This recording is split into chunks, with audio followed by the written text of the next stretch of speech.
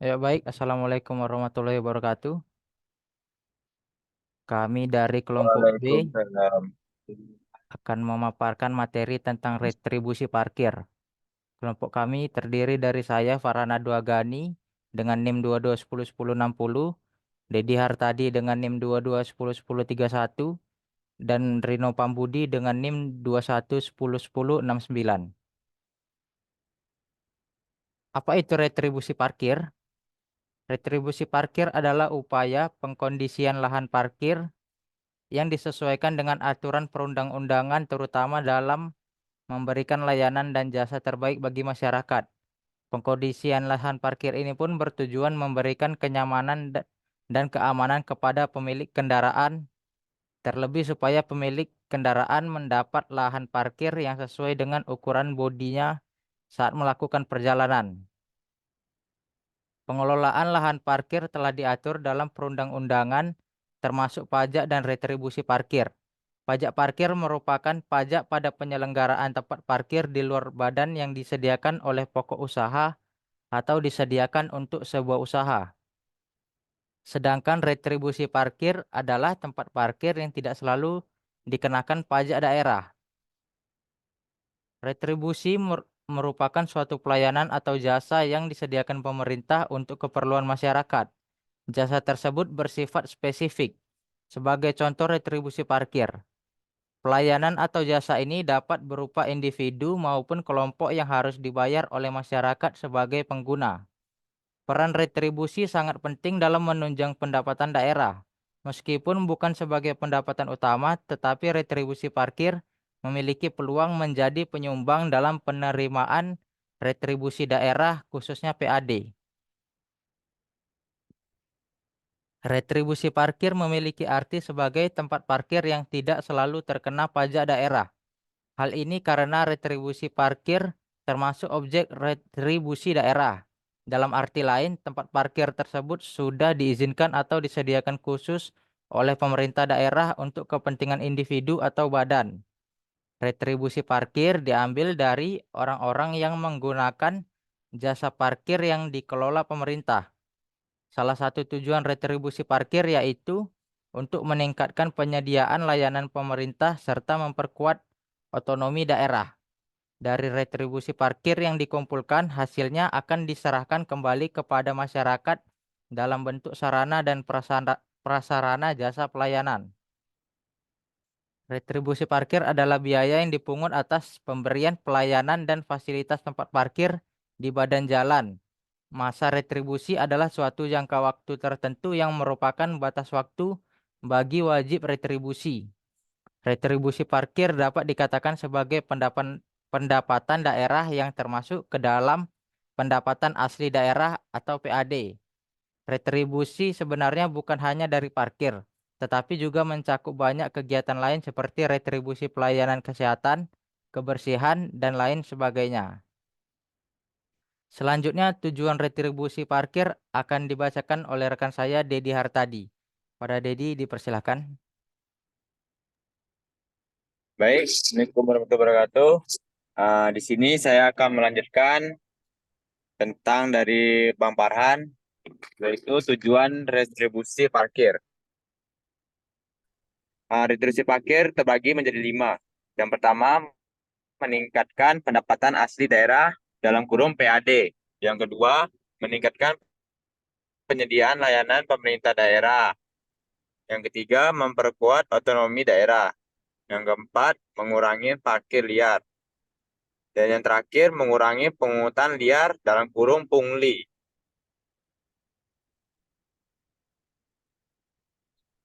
Yang pertama, satu, meningkatkan pendapatan asli daerah PAD. Meskipun jumlah retribusi parkir tidak signifikan dibandingkan retribusi lainnya, tetapi menjadi salah satu penyumbang yang cukup penting untuk meningkatkan PAD. Selanjutnya, PAD ini akan digunakan untuk membiayai pembangunan dalam rangka memenuhi berbagai kebutuhan masyarakat lainnya. Dua, meningkatkan penyediaan layanan pemerintahan daerah. Pemerintahan daerah turun tangga dalam melayani masyarakat. Salah satunya dengan menyediakan sarana sarana lahan parkir. Hal ini dilakukan dalam rangka meningkatkan penyediaan layanan yang dilakukan pemerintahan daerah untuk masyarakat. Kebijakan pemungutan dana untuk retribusi parkir ini pun telah disesuaikan dengan kondisi masing-masing daerah. Hasil dari retribusi ini nantinya akan digunakan untuk membangun sarana dan prasarana lainnya yang memang diperlukan masyarakat setempat. 3. Memperkuat otonomi daerah.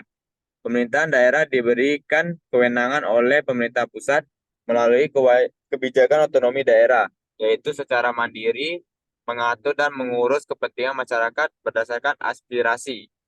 Dalam hal ini, pemerintah daerah berupaya memenuhi kebutuhan sarana lahan parkir yang aman melalui retribusi parkir. 4. Mengurangi parkir liar. Kehadiran retribusi parkir yang ditetapkan oleh pemerintah daerah salah satunya untuk mengurangi parkir liar yang menyebabkan kemacetan. Kemacetan ini kerap terjadi karena juru parkir yang bertugas tidak terdaftar dalam peraturan daerah. Sebab itu area yang seharusnya tidak menjadi lahan parkir justru dijadikan lahan parkir liar. Pemungutan dananya pun tidak masuk ke dalam PAD, tetapi menjadi milik pribadi. 5. Mengurangi pungutan liar dalam kurung pungli. Pungutan dana dari parkir liar sebenarnya termasuk ke dalam pungli. Pelakuannya bahkan bisa mendapat sanksi dan denda. Untuk itu retribusi parkir hadir untuk mengurangi kegiatan pungli ini.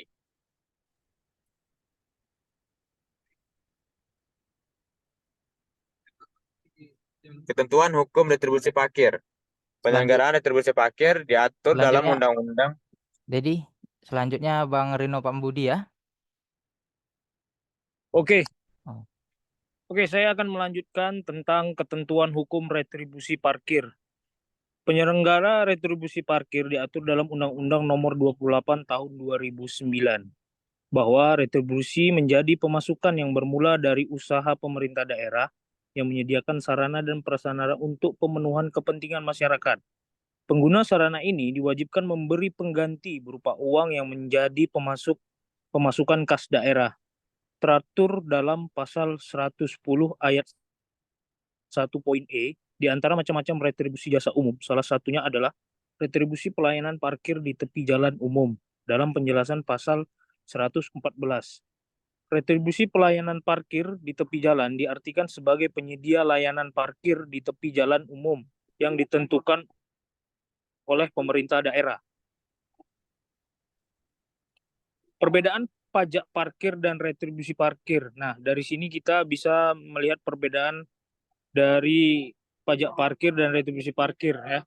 Berdasarkan retribusi jasa umum atau retribusi jasa usaha, pajak parkir dan retribusi parkir memiliki beberapa perbedaan, antara lain adalah proses pemungutan dana. Yang pertama, pajak parkir akan dibebankan kepada pengguna lahan parkir di luar badan jalan yang disediakan pengusaha parkir.